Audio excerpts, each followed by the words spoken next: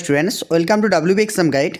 তোমরা প্রত্যেকেই জানো যে আমাদের ওয়েস্ট বেঙ্গলে কিন্তু প্রাইমারি যে রিক্রুটমেন্ট হতে চলেছে সেখানকার কল লেটার কিন্তু অলরেডি ডাউনলোড হতে শুরু করেছে। শুধুমাত্র যারা ইংলিশ মিডিয়ামের স্টুডেন্ট তাদের কিন্তু কল লেটার ডাউনলোড হচ্ছে।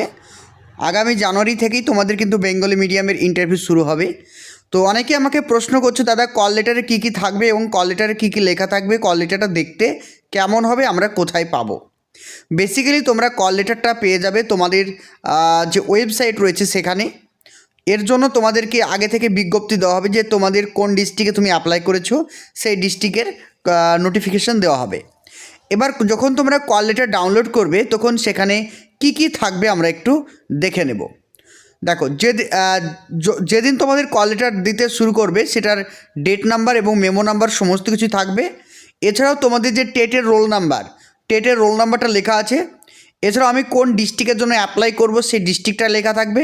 তোমাদের অনলাইনে অ্যাপ্লিকেশন নাম্বার লেখা থাকবে, তোমার নাম থাকবে, তোমার ছবি, তোমার প্যারেন্টস, তোমার বাবা মায়ের নাম থাকবে, বাবা বা মায়ের নাম থাকবে, তোমার জেন্ডার, তোমার ডেট অফ বার্থ থাকবে, তুমি কোন ক্যাটাগরি থেকে বিলং করছো সেটা থাকবে। আর তার সঙ্গে থাকবে তুমি কোন মিডিয়ামের জন্য অ্যাপ্লাই করেছো, বেঙ্গলি, হিন্দি, উর্দু, যে মিডিয়ামই হও না কেন সেটা থাকবে। আর তোমার আধার কার্ডের নাম্বার অবশ্যই সেখানে থাকবে। আর তোমার ইন্টারভিউয়ের ভেন্যুটা কোথায় হবে সেটা অবশ্যই উল্লেখ থাকবে। দেখতে পাচ্ছ আমার লেখা ছিল। এবার যেটা মেন তোমাদের ইম্পর্টেন্ট সেটা হচ্ছে কি, যে ইন্টারভিউ কবে হবে সেটার ডেটও কিন্তু লেখা থাকবে। তোমরা আমার দেখতে পাচ্ছ এখানে 16ই মে 2023 কিন্তু ডেট ছিল।